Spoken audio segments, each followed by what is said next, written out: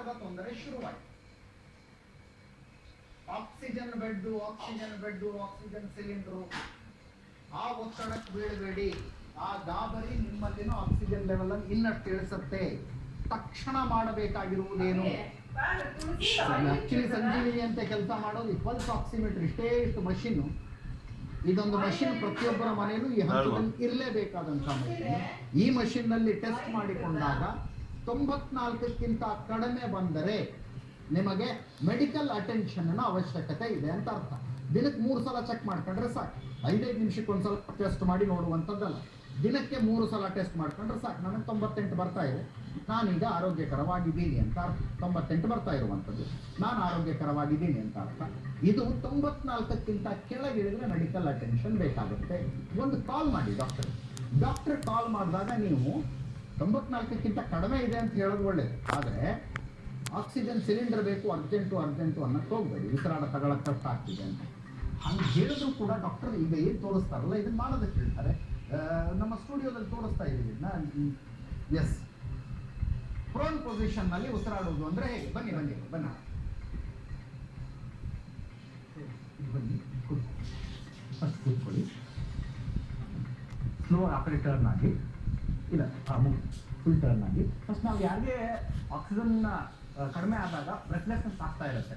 So breathlessness ಆಗುವಾಗ ನಾವು ಅವ್ರಿಗೆ ಏನು ಹೇಳ್ತೀವಿ ಅಂತಂದ್ರೆ, ನಾವೇ ಸಪೋರ್ಟ್ ಮಾಡ್ಬೋದು. ಅವರಿಗೆ ಸಪೋರ್ಟ್ ಮಾಡಿಬಿಟ್ಟು ಫಸ್ಟ್ ಏನು ಹೇಳ್ತೀವಿ, ಉಲ್ಟಾ ಮಲ್ಕೊಳಕ್ಕೆ ಹೇಳ್ತೀವಿ. ಉಲ್ಟಾ ಮಲ್ಕೊಳ್ಳೋದ್ರಿಂದ ನಾರ್ಮಲಿ ನಾವು ಸ್ಟ್ರೇಟ್ ಆಗಿದ್ದಾಗ ಏನಾಗುತ್ತೆ ಅಥವಾ ಉಲ್ಟಾ ಮಲ್ಕೊಂಡಾಗ ಏನಾಗುತ್ತೆ, ಸೊ ಅದನ್ನು ನಾವು ಅರ್ಥ ಮಾಡ್ಕೋಬೇಕಾಗಿದ್ದು. ಏನಾಗುತ್ತೆ, ನಾವು ಸ್ಟ್ರೇಟ್ ಇದ್ದಾಗ ಸೊ ನಮ್ಮ ಸಿಕ್ರೀಷನ್ಸ್ ಎಲ್ಲ ಕೆಳಗಡೆ, ಗ್ರಾವಿಟೇಷನಲ್ ಫೋರ್ಸ್ ಇಂದ ಸಿಕ್ರೀಷನ್ಸ್ ಎಲ್ಲ ಕೆಳಗಡೆ ಇರ್ತದೆ. ಸೊ ಕೊರೋನಾ ಕಾಯಿಲೆನು ಫಸ್ಟ್ ಸ್ಟಾರ್ಟ್ ಆಗದೆ ಕೆಳಭಾಗದ ಲಂಗ್ಸ್ ಪಾರ್ಟ್ಸ್ ಅಲ್ಲಿ.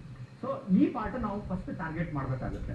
ಸೊ ನಾವು ಇದಕ್ಕೆ ಏನ್ ಮಾಡೋದು, ಈ ಪೊಸಿಷನಲ್ ವೇರಿಯೇಷನ್ ಇಂದ ಏನಾಗುತ್ತೆ, ಸೊ ನಮ್ದು ಮೇನ್ಲಿ ಪೊಸಿಷನಲ್ ವೇರಿಯೇಷನ್ ಎದಕ್ಕೆ ಯೂಸ್ ಮಾಡ್ತೀವಿ ಅಂತಂದ್ರೆ, ವೆಂಟಿಲೇಟ್ ಆಗದೆ ಇರೋ ಭಾಗ, ಏರಿಯಾ ಆಫ್ ಲಂಗ್ಸ್ ಯಾವ್ದಿರುತ್ತೆ ಅದು ರೋಗದಲ್ಲಿ ಇನ್ವಾಲ್ವ್ ಆಗಿರೋದನ್ನ ಬಿಟ್ಟು ಬೇರೆ ಭಾಗದಲ್ಲಿ ಆಕ್ಸಿಜನ್ ಹೋಗಂಗೆ ಅಥವಾ ಏರ್ ನೀವೇನು ತಗೊಂತೀವಿ ಹೋಗಂಗೆ ಮಾಡಬೇಕು. ಅದಕ್ಕೆ ನೀವು ಡಿಫ್ರೆಂಟ್ ಪೊಸಿಷನ್ ನಲ್ಲಿ ಡಿಫ್ರೆಂಟ್ ಪೊಸಿಷನ್ ಆಫ್ ಬಾಡಿ ಕೊಟ್ಟರೆ ಏರು ಎಲ್ಲೆಲ್ಲಿ ಬೇಕೋ ಅಲ್ಲಲ್ಲಿ ಹೋಗುತ್ತೆ. ಯಾವುದು ಅನ್ವೆಂಟಿಲೇಟೆಡ್ ಏರಿಯಾ ಇರುತ್ತೆ ಅಲ್ಲಿ ಹೋಗುತ್ತೆ. ಸೊ ಇದಕ್ಕೆ ಪೊಸಿಷನ್ ಏನು ಮಾಡಬೇಕು, ಸ್ಯಾಚುರೇಷನ್ ಲೆಸ್ 88% ಕಡಿಮೆ ಬಂದಾಗ ನಾವು ಡಿಫ್ರೆಂಟ್ ಪೊಸಿಷನ್ ಕೊಡ್ತೀವಿ. ಸೊ ಏನಪ್ಪಾ ಅಂತಂದ್ರೆ ಅವ್ರಿಗೆ ಮೊದಲು ಉಲ್ಟಾ ಮಲ್ಕೊಳಕ್ಕೆ ಮಲ್ಕೊಳ್ಳಿ. ನೀವು ಹೊಟ್ಟೆಯ ಮೇಲೆ ಮಲ್ಕೊಳಕ್ಕೆ ಹೇಳ್ತೀವಿ. ಒಂದು ಪಿಲ್ಲೋ ಅವ್ರಿಗೆ ಪಿಲ್ಲೋ ಕೊಟ್ಬಿಟ್ಟು ಈ ಪಿಲ್ಲೋನ ಕೆಳಗಡೆ ಇಟ್ಬಿಟ್ಟು ಅದನ್ನ ಅಪ್ಕೊಂಡು ಮಲ್ಕೊಳ್ಳಿ ಅಂತ ಹೇಳ್ಬಿಡ್ಬೋದು. ಸೊ ಅವಾಗ ಏನಾಗುತ್ತೆ, ನಮ್ದು ಚೆಸ್ಟ್ ಬ್ರಾಡ್ ಆಗುತ್ತೆ. ಅವಾಗ ಉಸಿರಾಡಕ್ಕೆ ಈಸಿ ಆಗಿ ಚೆಸ್ಟ್ ಬ್ರಾಡ್ ಆಯಿತು ಅಂತಂದ್ರೆ ನಮ್ದು ಈ ಚೆಸ್ಟ್ ಗರ್ಡಲ್ ಅಂತ ಹೇಳ್ತೀವಿ. ಇಲ್ಲಿ ಇಂಟರ್ಕಾಸ್ಟಲ್ ಮಸಲ್ಸ್ ಇರುತ್ತೆ, ಇದು ಚೆಸ್ಟ್ ಗರ್ಡಲ್ ಅಂತ ಹೇಳ್ತೀವಿ. ಇದನ್ನ ಕೈ ಬೇಕಾದ್ರೆ ಸಡಿಲ್ ಮಾಡ್ಕೋಬಹುದು. ಇವಾಗ ಅವರು ಬ್ರೀತ್ ಮಾಡಿ, ಡೀಪಾಗಿ ಬ್ರೀತ್ ಮಾಡಿದಾಗ ಸೊ ಅವರಿಗೆ ಚೆನ್ನಾಗಿ ಬ್ರೀತಿಂಗಿಗೆ ಗಾಳಿ ಎಲ್ಲ ಕಡೆ ಸರ್ಕ್ಯುಲೇಟ್ ಆಗುತ್ತೆ, ಈಸಿ ಆಗುತ್ತೆ. ಎರಡನೇದು ಏನು ಅಂತಂದ್ರೆ, ಹಾರ್ಟ್ ಕೆಳಗಡೆ ಬಂದಿದೆ, ಲಂಗ್ಸ್ ಮೇಲ್ಗಡೆ ಹೋಗಿದೆ. ಸೊ ಇದು ಬಂದ್ರಿಂದ ಹಾರ್ಟ್ ನಮ್ಮ ಲಂಗ್ಸ್ ಮೇಲೆ ಏನು ಪ್ರೆಷರ್ ಆಗ್ತಿತ್ತು ಅದು ಕೆಳಗಡೆ ಹೋಯಿತು. ಸೊ ಲಂಗ್ಸ್ ಮೇಲ್ಗಡೆ ಬಂದಿದ್ರಿಂದ ಅನ್ವೆಂಟಿಲೇಟೆಡ್ ಪಾರ್ಟ್ ಚೆನ್ನಾಗಿ ವೆಂಟಿಲೇಟ್ ಆಗೋಕ್ಕೆ ಸ್ಟಾರ್ಟ್ ಆಗುತ್ತೆ. So this is second point. ಮೂರನೇ ಪಾಯಿಂಟ್ ಏನಂದ್ರೆ, ಡಯಾಫ್ರಾಮ್ ಅಂತ ಏನಿರುತ್ತೆ ಅದು ಸ್ವಲ್ಪ ಕೆಳಗಡೆ ಬರುತ್ತೆ. ಡಯಾಫ್ರಾಮ್ ಕೆಳಗಡೆ ಬಂದಿದ್ರಿಂದ ಲಂಗ್ಸ್ ಇನ್ನೂ ಕೆಳಗಡೆ ಬರೋಕ್ಕೆ ಅವಕಾಶ ಆಗುತ್ತೆ. ಆಮೇಲೆ ಇನ್ನೊಂದು ಸ್ವಲ್ಪ ಏನು ಮಾಡ್ಬೋದು ಅಂದ್ರೆ, ಇದನ್ನ ಇಲ್ಲನ್ನ ಇನ್ನೂ ಕೆಳಗಡೆ ತಗೊಂಡು ಹೊಟ್ಟೆ ಭಾಗದ ತಗೊಂಡು ಕೆಳಗಡೆ ಇಟ್ಟು ಇನ್ನೂ ಸ್ವಲ್ಪ ಮುಖ ಆ ಕಡೆ ಹೊಳಿಸಿ ಸ್ವಲ್ಪ ನೀವು ಟ್ಯಾಪಿಂಗ್ ಕೊಡ್ಬೋದು ಅವ್ರಿಗೆ ಚೆನ್ನಾಗಿ. ಸೊ ಏನಾಗುತ್ತೆ, ನಮ್ದು 40-50% ಕಫ ಕೆಳಗಡೆ ಭಾಗದಲ್ಲಿ ಕೂತಿರುತ್ತೆ. ನಾವು ಟ್ಯಾಪಿಂಗ್ ಕೊಟ್ಟಾಗ ಸೊ ಕಫ ಎಲ್ಲ ಕೆಳಗಡೆ ಹೋಗೋಕ್ಕೆ ಹೆಲ್ಪ್ ಆಗುತ್ತೆ. ಸೊ ಇದು ಒನ್ ಆಫ್ ದ ರೀಸನ್ ನಮಗೆ ಪ್ರೋನ್ ಪೊಸಿಷನ್ ಮಾಡಿ ವೆಂಟಿಲೇಷನ್ ಮಾಡೋಕ್ಕೆ ಹೆಲ್ಪ್ ಆಗುತ್ತೆ. ಸೊ ಯಾವುದೇ ಸ್ಯಾಚುರೇಷನ್ ಕಡಿಮೆ ಆಗೋ ಪೇಷಂಟ್ಗೆ ಫಸ್ಟ್ ಈ ಪೊಸಿಷನಲ್ಲಿ ಮಲ್ಕೊಳಕ್ಕೆ ಹೇಳಬೇಕು. ಈ ಪೊಸಿಷನಲ್ಲಿ ಮಲ್ಕೊಂಡಾಗ ಹಾರ್ಟ್ ಕೆಳಗಡೆ ಹೋಗುತ್ತೆ, ಲಂಗ್ಸ್ ಮೇಲ್ಗಡೆ ಬರುತ್ತೆ. ಸೊ ಬ್ರೀತಿಂಗ್ ಚೆನ್ನಾಗಾಗುತ್ತೆ. ಅವಾಗ ನೀವು ಸ್ಯಾಚುರೇಷನ್ ಪ್ರೋಬ್ನ ಕೈಯಲ್ಲಿಟ್ಟು ನೋಡಿದಾಗ ಚೆನ್ನಾಗಿ ಬ್ರೀತ್ ಮಾಡ್ತಾರೆ. ಮುಖ ಮಾತ್ರ ಸೈಡಿಗೆ ಹೊಳಿಸಿರ್ಬೇಕು. ಅವರಿಗೆ ಬ್ರೀತಿಂಗ್ ಸೈಡಿಗೆ ಹೊಳಿಸಿ ಉಸಿರಾಡಕ್ಕೆ ಈಸಿ ಮಾಡಬೇಕು. This is the position what we call is prone position ventilation. So ಇದು ಎಲ್ಲ ಲೋವರ್ ಲೋಬ್ಸ್ಗೆ ಯೂಸ್ಫುಲ್ ಆಗುತ್ತೆ.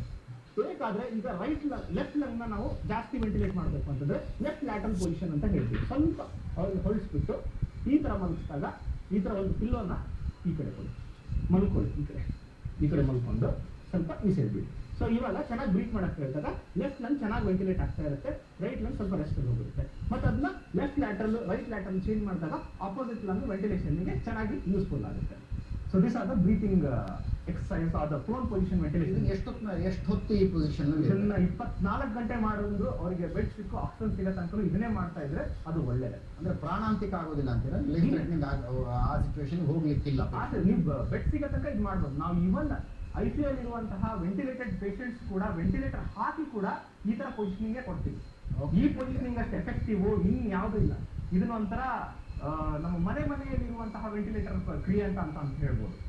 This is the best thing what we can do now. Okay, ಇದನ್ನ ಕೊಡೋದಕ್ಕೆ ಶುರು ಮಾಡಿದ್ಮೇಲೆ ಉಸಿರಾಟ ಸ್ವಲ್ಪ ಸರಾಗ ಅನ್ಸುತ್ತೆ. ಆಕ್ಸಿಜನೇಷನ್ ಚೆನ್ನಾಗಾಗುತ್ತೆ. ನಮ್ಗೆ ಮೇನ್ ಬೇಕಾಗಿರೋದು vital organs, heart, kidney, liver, ಈ ಆರ್ಗನ್ಸ್ಗಳಿಗೆ ಆಕ್ಸಿಜನ್ ಚೆನ್ನಾಗಿ ಹೋಗ್ಬೇಕು. ಇವು ಬ್ರೈನ್, ಇವು ಎಲ್ಲದಕ್ಕೂ ಆಕ್ಸಿಜನೇಷನ್ ಚೆನ್ನಾಗಿ ಆಗ್ತಾ ಇದ್ದರೆ ಮನುಷ್ಯ ಫೇಲ್ಯೂರಿಗೆ ಹೋಗೋದಿಲ್ಲ. ಸೊ ಈ ತರ ಕೊಟ್ಟಾಗ ಆಕ್ಸಿಜನೇಷನ್ ಚೆನ್ನಾಗುತ್ತೆ. ಸೊ ಮನುಷ್ಯಗೆ ಎಲ್ಲ ವೈಟಲ್ ಆರ್ಗನ್ಸ್ಗೆ ಆಕ್ಸಿಜನ್ ಹೋಗುತ್ತೆ. ಅವರು ನಮಗೆ this is just like a bridging gap. ನೀವು ಆಸ್ಪತ್ರೆ ಸಿಕ್ಕು ಆಕ್ಸಿಜನ್ ಸಿಗೋ ತನಕ ಈ ಕ್ರಿಯೆನ ಮಾಡ್ತಾ ಇರ್ಬೋದು. ಸೊ ಇದು ಸಿವಿಯರ್ ಡಿಸೀಸ್ ಅಲ್ಲಿ ಅಥವಾ ಸ್ಯಾಚುರೇಷನ್ ಕಡಿಮೆ ಆದಾಗ ಇದು ಮಾಡ್ತೀವಿ. ನಾನು ನಿಮಗೆ ಮೈಲ್ಡ್ ಇದ್ದಾಗ, ಮಾಡರೇಟ್ ಇದ್ದಾಗ, ಕಂಪನಿ ಇದ್ದಾಗ ಅಥವಾ ಇನ್ನೂ ಬರದೇ ಇದ್ದಾಗ ನಮ್ಮ ಬ್ರೀತಿಂಗ್ ಎಕ್ಸರ್ಸೈಸ್ ಯಾವ್ಯಾವುದನ್ನ ಮಾಡೋದ್ರಿಂದ ನಮ್ದು ಲಂಗ್ಸ್ ಸ್ಟ್ರಾಂಗ್ ಆಗುತ್ತೆ, ಫಿಸಿಯಾಲಜಿಕಲಿ ಎಫೆಕ್ಟಿವ್ ಆಗುತ್ತೆ ಅಂತ ಹೇಳ್ತೀನಿ. ನೆನಪಿರ್ಲಿ